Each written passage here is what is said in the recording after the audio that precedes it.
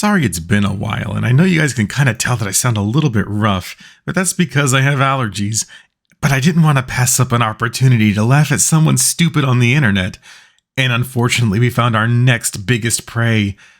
And I hope you guys have been enjoying Cyberpunk Edgerunners because that's what this is about today. Last week I caught the first episode of Cyberpunk Edgerunners, put out a video of my disgust, and the ultra-friendly YouTube community was quick to politely inform me that I rushed to judgment. Well, yeah, that's because you said something incredibly wrong and incredibly stupid. It's almost like you watched the show with like your eyes and your ears closed and then decided to make this video. Well, I mean, the other video, but you also made this video doing the same thing too. So you know what? I quickly put out a statement that I would watch the rest over the weekend. I gave the show a second shot. And are you going to do the same for my channel? Unfortunately, this is the second chance. And if you're on my stream, which you can usually catch pretty impromptu sometimes, I don't know, I don't have a schedule. But if you go onto those, then you can usually see how we've covered this video before. And unfortunately, this second attempt wasn't even as good as the first. In fact, I would say that this one is probably your worst attempt at trying to make people mad because it's so stupid. Don't worry, you guys will know exactly what I mean. I doubt it, Chum. And you know what? Maybe Cyberpunk Edgerunners doesn't completely suck, but it has problems. Though it has stayed on my mind for days, I feel like this anime limited series comes up a little short, and someone needs to explain why. But that's the thing, you don't explain anything, you just nitpick everything, and you reach for a lot. And when I say a lot, I mean you're kind of like almost making up shit. Maybe I didn't best articulate my points regarding the first episode, but it's by far the worst, putting the show in a weird situation from the start. In the first episode of Cyberpunk Edgerunners, we're introduced to our protagonist, David Martinez, teenage son of a single mom who works as an EMT to put him through a corpo academy. Mom is zeroed during a hit between gonks, leaving David alone and evidently unmotivated to seek revenge. And maybe I could have done a better job communicating this, but David just floating around without any purpose, especially when gifted motivation from his mom's death, really pissed me off, and thus I checked out. Let's go ahead and pick this apart piece by piece before my voice gives out. You see, you watched that first episode, but you didn't retain any information in it. So his mom wasn't zeroed, she was involved in a car accident. She wasn't able to recover after she went to the doctor's overnight, where she was in stable condition before, and then she passed away the next day.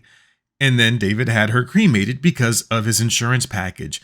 Now, he didn't seek revenge because who is he going to seek revenge on? They were just random gang members, and if you're anything familiar with Cyberpunk, because, you played through it on stream, then you would know that there's a bunch of different people that were involved, and they're all just random, and they had a shootout on the highway.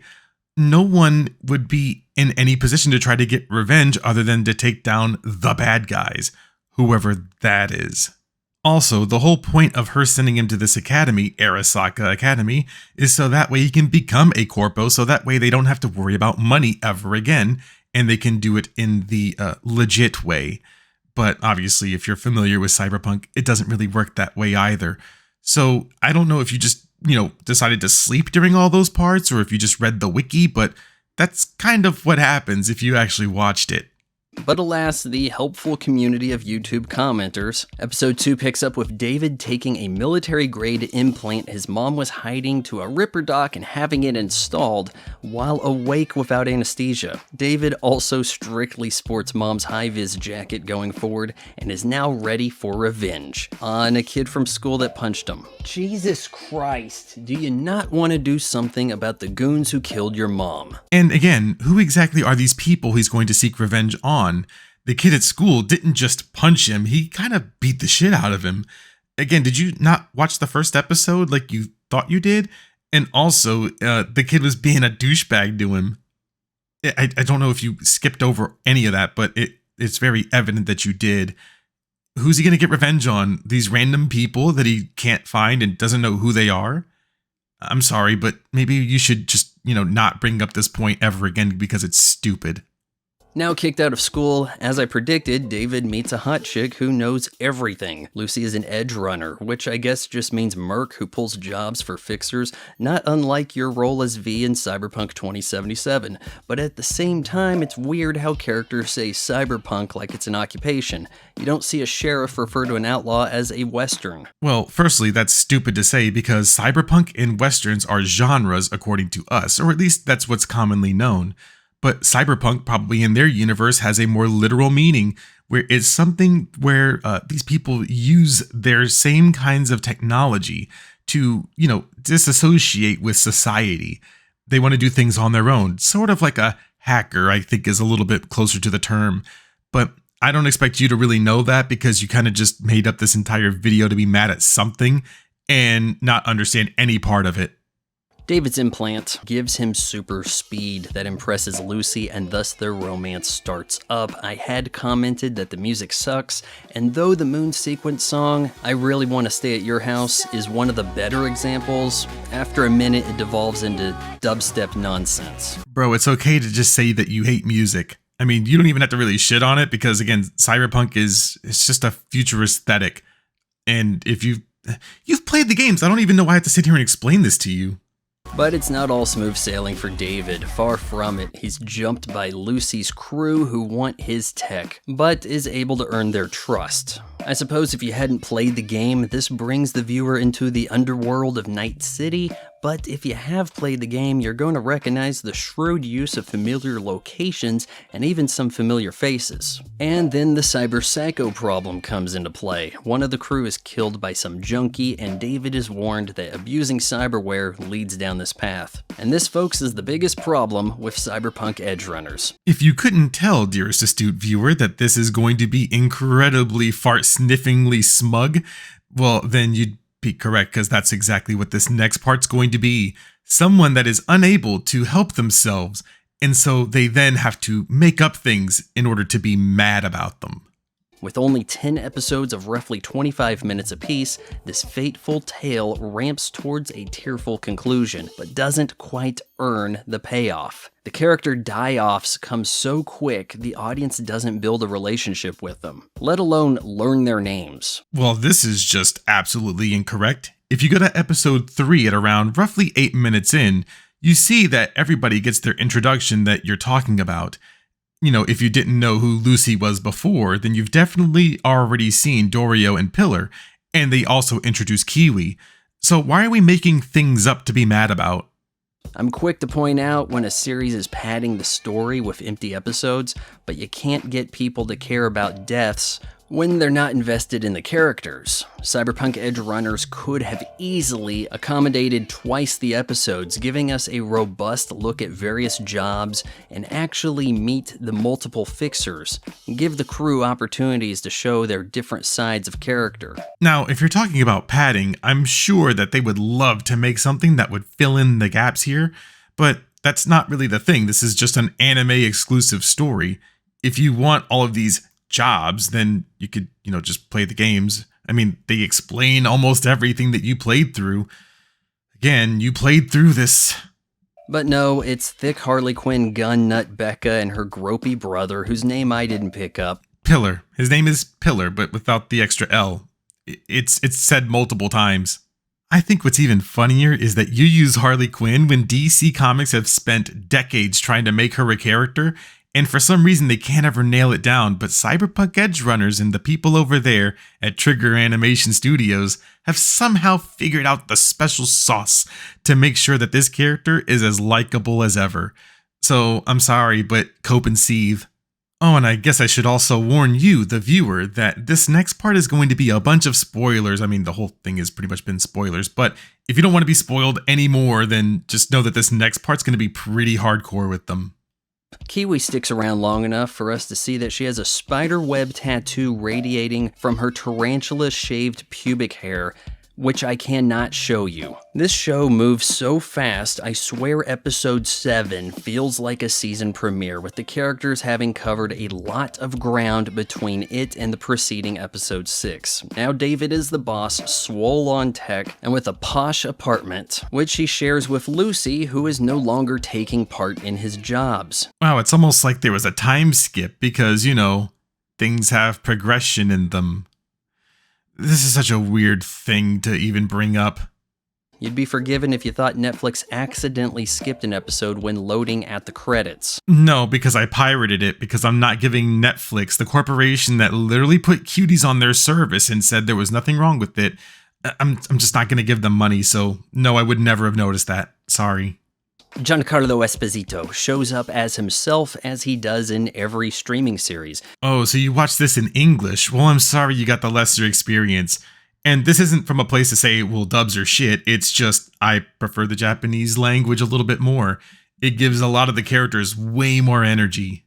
If you need an obvious villain who will work cheap, Esposito is your guy. Has he set up a dojo in the valley yet? Esposito works competing corporations against each other and gets Netrunner Kiwi to betray David. With cyberpsychosis setting in, it's time for David to go out in a blaze of glory to save Lucy and pay for his mistakes. I was kinda touched by the finale. We'd get more out of David's downfall if we saw him as a good student rather than just being told he's a good student while acting like an edgelord. Then his gradual transition into underworld boss and drug-addled psycho would feel all the more tragic. I will give you a little bit of leeway here and say that you're probably right. If we had seen him being a good student instead of just seeing the one instance that would have made him a troublemaker, then maybe this would have been a little bit worse, to see him be this way. But we still have a lot of what he's learned, and all of that just escapes him as he's on the brink of his own sanity. He had it coming though, but seeing Lucy finally make her trip to the moon alone kinda got to me. But maybe that was just her sexy grunting. Okay, I'm gonna keep it a stack with you. That's kind of weird and creepy for you to say, but, I did play Soul Hackers too, so... I'm not wild about Studio Trigger's production. Sometimes I couldn't tell what the hell I was looking at. Character proportions are all over the place. Late in the show, there are some confusing flashbacks that play like real-time voiceover. Look, I'll admit I have no idea what I'm doing, but my animation on this channel is smoother. Christ, some of you weebs are acting like this budget series is Akira. Do you guys hear it? Do you guys hear the sound of someone being fucking stupid on the internet? I know it's wild, and this time it's not me. So I have been very critical of things that I've seen, especially on Twitter, when it comes to artist fixing something. But more times than not, people have come behind the scenes and told me that it's pretty much true, but I should have did it in a different way. At least my form of the criticism. This, however, is just you complaining about literally anime art style. And then on top of that, complaining about production value. And sure, you can make those arguments, but they're still really stupid. Allow me to explain.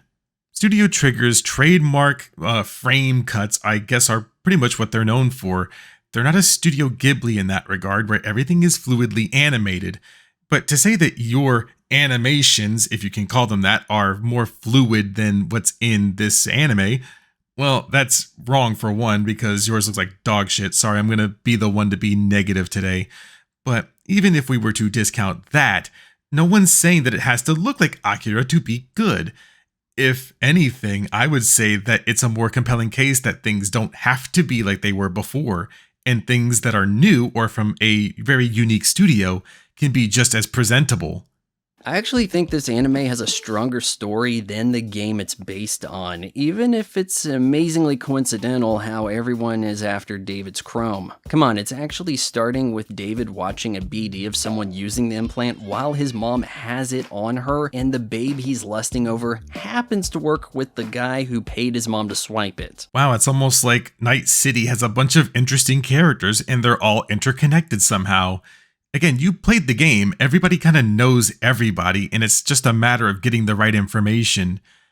I mean, you know this, right? Like, you played the game on stream, you said, to completion. It's right here in like the next 3 minutes. Would have been nice to spend a game's length with these characters instead of Johnny Silverhand's bloviating over capitalism ruining his rock band or whatever, but maybe I'm too traumatized by the broken Xbox One release I streamed to completion over Twitch. Hearing everyone in Night City share the same ringtone of impending glitched out side quests has flashbacks of Nam's side effects on me. Well, again, no one is an individual when you're in Night City. You have to earn your name either by going out in a blaze of glory, or you live a quiet life and you're not known for anything. That's why it's so important in Night City specifically for that to be the case. So everybody having the same ringtone is kind of a non-issue that you're bringing up. But also, I think you included it to make some kind of joke, but it's just really fucking stupid. Updates and optimization have made Cyberpunk 2077 a playable game on next-gen consoles, and thanks to an anime series, it appears the formula for renewing interest has been found. Over on PC, Steam charts have it as the #1 single-player game. That's a lot of people wanting revenge on Atom Smasher. It seems that lately, anime has been cracking my cold facade. It's not a cold facade, it's literally just you're stupid. That's why you made 2 videos on this, because your other videos are just actual rage bait nonsense about calling something woke. I mean, shit, you do it in this video, and this is somehow supposed to be your cold facade? I think it's very apparent that you don't know how to consume media properly. I was moved to tears by your name, and I'm getting a little teared up over the potential Cyberpunk Edgerunners could have achieved had a creative super genius such as myself worked on it. If you're the genius that's behind anything that's cyberpunk related or anime related, I think that we're all in for a world of fucking hurt that we can't recover from. Because unfortunately, I think that your takes about anything that's cyberpunk in this video are absolutely unfounded and fallacious in some way. I think that you don't know anything about what you're talking about, and you didn't even watch the show that you're complaining about. I watched this entire show, and I was able to get more out of it and understand where everything came from, and I didn't have to make a video about it saying, man, Cyberpunk Edgerunners is fucking stupid. But here we are instead, making this video laughing at you again. Because the first one that you made, well, we watched it on stream, and we also watched this one. And if you really want some more behind-the-scenes thoughts, you can go back and watch it. No one, weird plug segment. But that's about all we're left with. And so, in order to not drag this on too long, I just wanted to say thank you to all the new members. And you can become a member for only $1 a month. And also, you can also sub to this channel, and you can hit the bell. And trust me, this isn't going to be the bulk of all of my videos. It's going to be more video game focused and oriented. And we're going to be positive individuals. And also, I'd like to introduce you to Muffler Guy. He's a recurring character on this channel, and for some reason, I hope in the near dystopian future he's no longer around. But that's neither here nor there. But I'll see you guys later.